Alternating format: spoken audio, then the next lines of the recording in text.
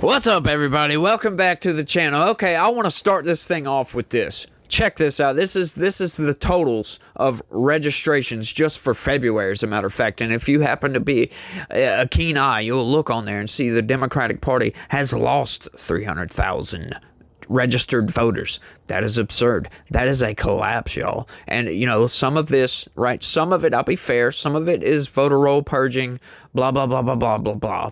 You get it. But if you look right there, 28,000 independents or others, right? Others. But the Democratic Party is in such disarray right now. It is absurd on its face. Check this out. Over the weekend, House Democratic leader Hakeem Jeffries met with Senate Democratic leader Chuck Schumer on home turf in Brooklyn, days after Congress avoided a government shutdown. The motion is agreed to. I will vote to keep the government open. Schumer sided with Republicans, helping pass a critical vote that moved the bill forward to its final passage, something Democrats in the House didn't support. This is not about one individual. This is about the American people. It will hurt everyday Americans, in our opinion. Jeffries was asked if it was time for new leadership from his party in the Senate. Next question. Next question. Next question. Since then, Schumer canceled his book tour scheduled for this week, and neither office confirmed exactly what the two leaders spoke about during their meeting.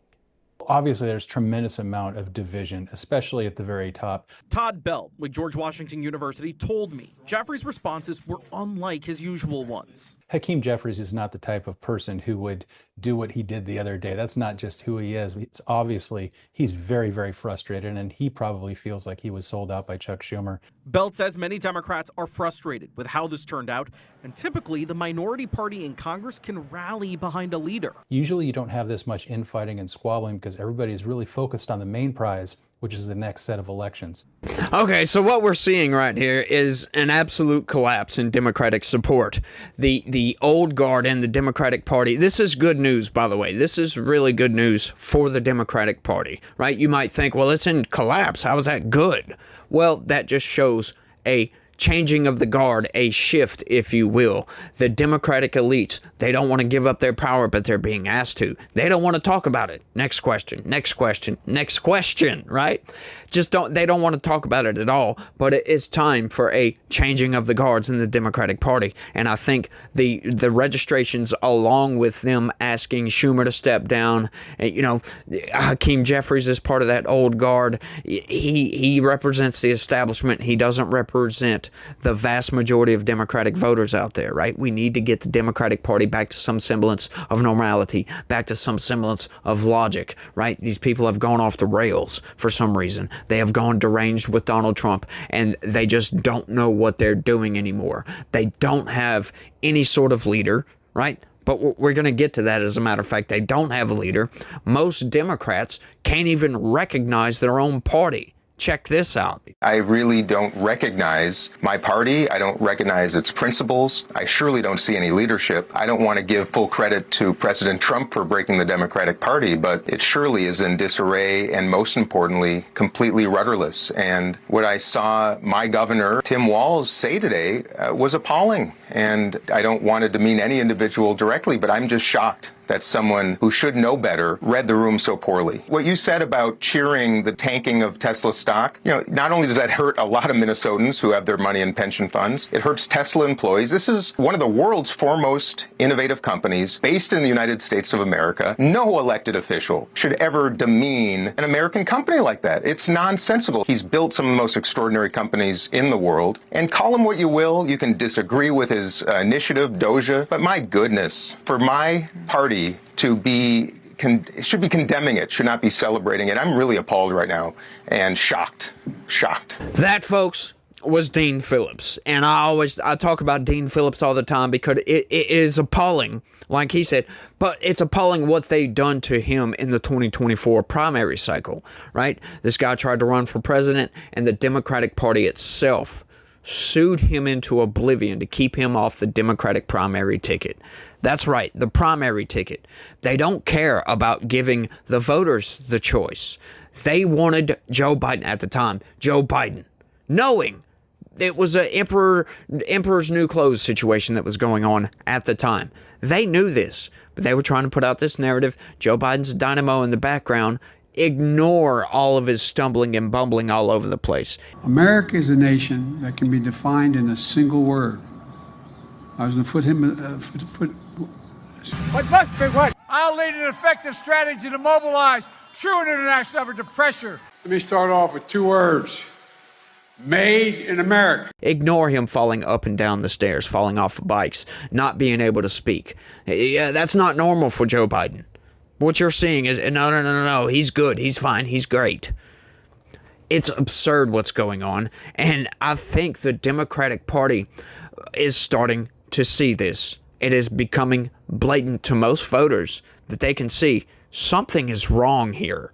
Has it crossed the line when people are sort of rooting for the failure of a company? Well, first, let me say, until yesterday, I think I was one of the only Democratic elected officials to unambiguously condemn the violence and destruction against Tesla. I don't think you have to be tough on crime to do that. As you know, my grandfather is part of Gandhi's Satyagraha movement, independence movement. He said sabotage is a form of violence. I mean, this is not the best form of protest, and it's not the tradition. The second point is, I'm not going to root against Tesla. There are 20,000 people who work in my district who make a living off this. They're building electric vehicles that ultimately are good for the climate. I have huge problems with what Elon Musk is doing. Have the protest and the conversation and criticism of Musk. Don't take it out on a company where you have workers, where you have engineers, where you have scientists, which are creating wealth for the country, which is helping the climate. And I think Democrats have to be able to offer common sense perspectives, focus on what the problem is with Musk. Don't focus on the wealth of a company.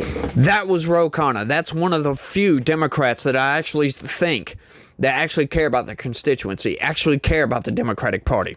What Tim Walz did the other day, talking about Elon Musk and Tesla, was absurd on its face, y'all. They've got like 1.3 million shares in the Minnesota retirement fund. Like a lot of their constituency, their retirements are tied up with Tesla, and he is cheering on the demise, all because of the far left. They don't like Elon Musk, which is absurd on its face. They don't know what they're doing here. They don't realize that they're just completely and utterly destroying their reputation on the national stage. It is absurd to see all this going on, folks, but it's a changing of the guard. These people some people in the Democratic Party can recognize, and I hope that like Dean Phillips and Ro Khanna can come out as leaders of the Democratic Party and try to bring some semblance of normality back to the Democratic Party, because we need to get back to that, y'all. We don't need all this chaos, all this violence going on,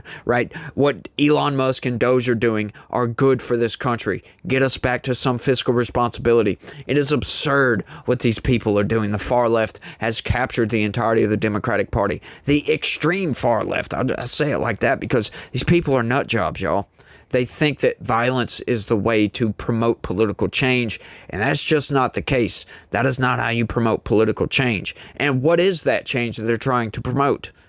Stopping Donald Trump from fiscal responsibility. That's what they're doing. Stopping fiscal responsibility. How absurd is that? They're coming in, they're trying to fire federal employees. I know you might think that's bad. Oh, well, some people are losing their jobs. Well, hang on. They shouldn't have had those jobs in the first place, right? We've got to get back to a standardized federal government. This just bloated form of federal government that we've gained over the past 30 or 40 years is just not working, right? It just doesn't work anymore. And these people, they keep trying to put out this idea, oh, Donald Trump's bad, Donald Trump's evil. Well, what is he doing that's so evil? Deporting criminals, trying to get us back to fiscal responsibility. That's pretty much it, y'all. That is pretty much it. And they don't have a message. They're, like he said, they're rudderless at this point. They don't have a leader. They don't have anything anymore. They are in utter collapse. And I'm here for it, to be honest with you, because yeah, they're getting their due right now. All the crap that they've put Republicans through, all the crap that they've put Donald Trump through, it's just been outright absurd. And their message is falling apart. Their leadership is nowhere to be found. As a matter of fact, they're asking them to step down. And I'm loving to see all of it, right? because that means a changing of the guard, like I was talking about, or at least a push in that direction. But we're not getting it totally, right? The elites, the establishment in the Democratic Party is still trying to push the same old same. Check this out, y'all. This is absurd. This is an absurd news article. Kamala Harris picked as Democrats' runaway 2028 favorite in new poll. But it's not that great, y'all. Check this out. Democrats overwhelmingly selected former Vice President Kamala Harris as their preferred candidate in a morning consult poll released on Friday. 4 months after losing the 2024 election to President Donald Trump, Harris led the competition in the survey in a mock 2028 Democratic primary, and the results were not close. Harris, who has not announced any intention to seek another presidential nomination, led a pack of 19 candidates with the support of 36%. 36%. That is nuts, y'all. That is absolutely nuts. But I imagine if they did a nationwide poll and polled a significant amount of just Democratic voters, I don't think she would get that much support. This person, right, they only vote blue because it's vote blue no matter who type of thing. Kamala Harris is not the leader of the Democratic Party. She will never be. It just shows the establishment is still in control. The establishment does not want to relinquish power over the Democratic Party. And they control the polls, folks. They absolutely control the polls. And they are still trying to put out this idea. This is all a psyop. All of it's just a psyop, trying to make you think that Kamala Harris is the way to go. It's not, y'all. It really isn't. And the people can actually see this. And I believe, the people are going to revolt on this. But let's keep going. Former Transportation Secretary Pete Buttigieg came in second with 10% support. Now, once again, I think that these polls, to be honest with you, they give a list of names when they poll these people. Give a list of names instead of letting the people polled give a name themselves. That's how it is. So it's all set up to promote status quo, to promote these people and make you think that they have the popular. Oh, she won overwhelmingly. 36% is not overwhelming. I'm sorry. Rep. Alexandria Ocasio-Cortez, Democratic Governor Gavin Newsom, and Democratic Minnesota Governor Tim Walz all tied for third with 5% support. That is right. And here you go. Here's a list showing that poll, or graph, I'm sorry, showing that poll. Yeah, they give out these lists of names, and then they ask you to vote on these people. 36%. Notice, that doesn't equal to 100%. Yeah, it only equals up to actually about 70%. So where's that other 30% go? Huh? I wonder where that is. You ever look at some of these polls? The methodology is ridiculous on some of these. It's just stupid. Let's keep going. Other potential candidates who received support in a low single digits included Mark Cuban, Democratic Pennsylvania Governor Josh Shapiro, Senator Cory Booker, and Michigan Democratic Governor Gretchen Whitmer. It is unclear if Harris intends to run for president in 2028. Some have floated her as a potential 2026 California gubernatorial candidate. 3 weeks after the 2024 election, Politico reported on her future. Kamala Harris has been lying low since her defeat in the presidential race, unwinding with family and senior aides in Hawaii before heading back to the nation's capital. But privately, the vice president has been instructing advisors and allies to keep her options open, whether for a possible 2028 presidential run or even to run for governor in her home state of California in 2 years. As Harris has repeated in phone calls, I am staying in the fight. She is expected to explore those and other possible paths forward with family members over the winter holiday season, according to 5 people in the Harris inner circle who were granted anonymity to discuss the internal dynamics, which is absurd, y'all. These people don't know what they're doing. They're trying to put up all these corporate robots as candidates as if these people are going to win a popularity contest, because that's what the president pretty much is the largest popularity contest in the United States. You give out all these options, what you're going to do, and people vote based upon the popularity of what you said you were going to do, right? It just isn't there anymore with the Democrats. They don't have a leader, like I said. They're going through a change, so they're going to be losing elections until a clear front runner comes out. Somebody like Dean Phillips, Ro Khanna, somebody comes out with a message that resonates with voters, with all the people that are going to be voting for them. Something with common sense, something that can coalesce, that can bring people together with a strong message to actually win back some sort of support. Because right now, they're on life support, currently, right now, and all the polls are showing it.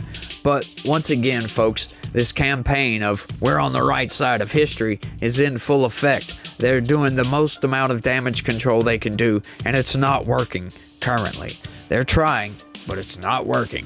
Not working whatsoever. But I think I've rambled on for long enough on this one. I want y'all to let me know what y'all think about all this down in the comments section. It blows my mind what these people are actually doing, and they cannot see that they are utterly failing. They're just rudderless and failing and don't know where they're going, don't know what they're doing, can't see the light. There is no light currently. We haven't seen anything from the Democratic Party that shows that they're going to be going in the right direction, that they've learned their lesson from 2024. It's all absurd, but I want y'all to let me know what y'all think. That's all I got on this one. I want to thank everybody for watching, and y'all try to have a good day. Stay legitical. Peace.